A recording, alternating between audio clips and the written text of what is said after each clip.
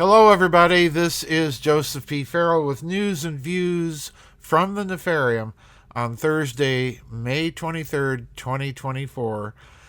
It has finally happened, and we'll get to that. Good news and a bit of high-octane speculation. A short news and views today, but I just wanted to get one out in between storms for one thing.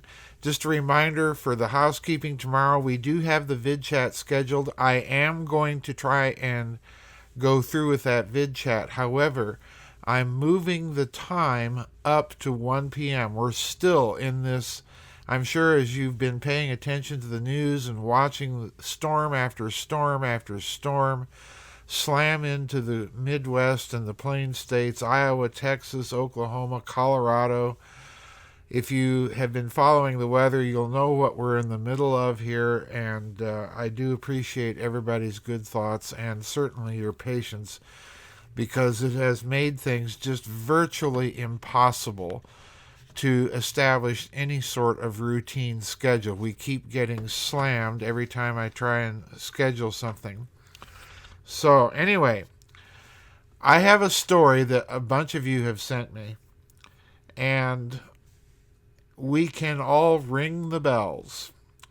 Ding dong, the wicked witch is dead. Klaus Schwab, or as we like to call him, der Hochklaus von Blohschwab und Bloviation, the Freiherr, the Baron, has stepped down as World Economic Forum Executive Chairman. Now, this short story, this version of the story that I'm going to read you is from Zero Hedge. I have, needless to say, a few high-octane speculations to toss out there. It appeared just a couple days ago on Zero Hedge, and I'm going to read 3 paragraphs, actually 4 paragraphs from this very short article, 2 at the very beginning and 2 at the very end of this article. So here we go. Quote, with the organization he founded 50 years ago, bringing in nearly $500 million in revenue in the year ending March 2023. Let that sink in, folks. $500 million of revenue to create chaos and to subvert people's ways of life, to promote bugs, and to promote a kind of global world socialism. You will own nothing and be happy. And a tyranny. I mean, that's, it's a tyranny. Let's be honest. Imagine that. $500 million. And sitting on a neat pile of 200 million Swiss francs cash. Klaus Schwab will own some things as he reportedly steps back from his role running the World Economic Forum that he has headed since 1971. Semaphore reports that Schwab announced his intentions to step down as executive chairman in an email to the staff on Tuesday that was shared with Semaphore by a person connected to the organization. Skipping to the last 2 paragraphs here, folks. Globalists should not worry about their agenda, as Semaphore reports that Schwab has seeded his organization with various family members to take up the tyrannical New World Order torch. Schwab's children appointed to high-ranking positions, and his wife Hilda leading the organization's foundation and awards ceremonies in Davos. Will Schwab and Soros retire on an island together to watch the end of the chaotic world that they enabled from a distance? And that's the article. And I want to draw your attention to the fact that while these people, these billionaire busybodies, are waging war on every aspect of traditional culture, especially the family, they turn around and establish their dynasties within their own foundations by turning everything over to their family members. In Soros's case, to his biological male offspring unit. I can't call him a son because I can't imagine that they have any sort of genuine, real human feelings, but nonetheless has turned it all over to Alex And now we have Schwab turning over the World Economic Forum to his own family. So in other words, they rant and rave about family, but when it comes down to the wire, they want to make sure that the grip of power stays well within the confines of their own tribe. So I have some speculation to offer here. I have to wonder about the timing that's going on. We've seen, as I've already mentioned, we've seen Soros, quote-unquote, retire and turn everything over to his quote-unquote son. And now we have Klaus, der Freiherr von Blohschwab und Bloviation, retiring and turning over the World Economic Forum, apparently, to his family. I have to wonder about the timing of this.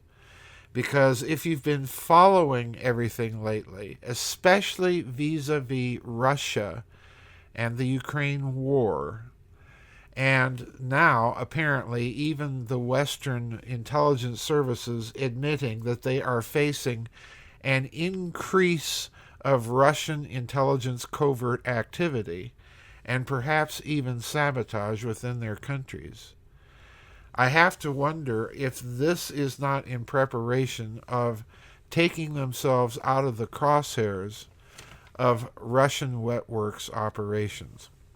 We've already seen Dmitry Medvedev several times stating that no Western leader is safe anymore, and this particularly, I would think, applies to those globalist masters of the universe.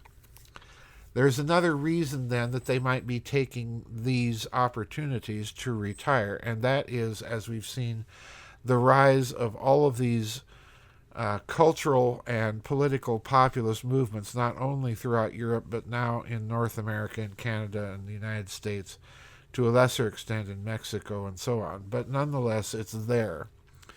And this movement is taking direct aim at their policies. So in other words, what these people are doing is they're taking their money and they're saying, bye folks, that's all, and retiring. They're getting out while the getting is good. Now, whether or not they will be able to escape whatever they are fearing, covert operations or whatever, that remains to be seen. But my point here with turning things over to their family is that they are also removing themselves from the target list, and they are diffusing or dispersing the amount of targets that the opposition has to deal with. So it's a very interesting time to watch these people doing this. And of course, it shouldn't be forgotten that both Soros and Schwab are pretty elderly. I don't want to use the term gentleman, but they are also getting up there in years.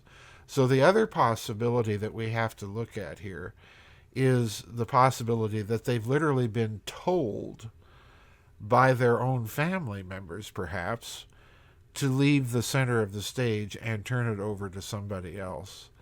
And we're seeing this sclerosis of the Western elite. Just look at the political class, particularly in the United States. We have someone as old and mumblingly incompetent as Yuri Andropov in the White House, or Konstantin Chernenko, if you remember all the sclerotic elderly men running the Soviet Union just before its collapse. And I think there's a good, strong possibility that these people are just being told it's time for you to leave and turn the reins of power over to somebody else. So that may be part of it too. The timing here is unusual, but nonetheless, I don't think any of us will be shedding a tear of sadness as Klaus von Blohschwab shuffles off of center stage and turns it over to everybody else. Rest assured that both he and Mr. Soros and their ilk will keep their hands quietly and behind the scenes on all the levers of power. They're creating fronts by turning things over to their family, in my opinion. So that's it. Don't forget, tomorrow we have the news, that we have the vid chat taking place at 1 o'clock. I've moved it up an hour. I will be in the chat room early to make sure I've got everything running, because I'm going to try and squeeze the vid chat tomorrow in between cycles of storms. And I really hope and pray that everybody that has been suffering through all these storms from Minnesota all the way down to Texas and from Colorado to Tennessee, that we're done, because it's just been an absolutely hellacious year. So thank you, everybody. That's it for a short news and views today. Bye-bye, everybody. God bless, and we'll see you on the flip side.